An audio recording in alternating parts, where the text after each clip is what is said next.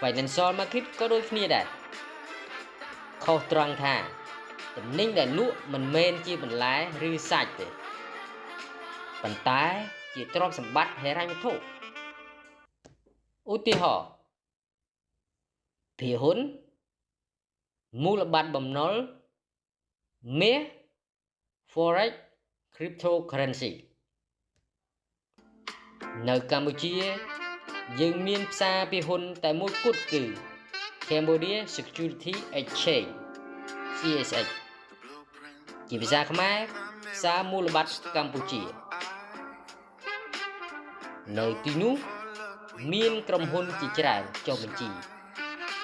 ក្នុងនោះមាន Aklida Bank ដូចគ្នាដែរ Aklida Security ពេលយើងទិញភាគហ៊ុនយើងក្លាយជាម្ចាស់មួយផ្នែកនៃក្រុមហ៊ុននេះជាចំណុចសំខាន់ណាស់ដែលអ្នកថ្មីជាច្រើនមិនយល់ពួកគេគិតថាការទិញភាគហ៊ុនគឺដូចជាការភ្នាល់មិនមែនជាការភ្នាល់ទេបងប្អូនយើងទិញភាគហ៊ុនយើងត្រូវគិតថាយើងចង់បានក្រុមហ៊ុនហ្នឹងយើងនឹងមានឱកាសក្លាយជាម្ចាស់ក្រុមហ៊ុនហ្នឹង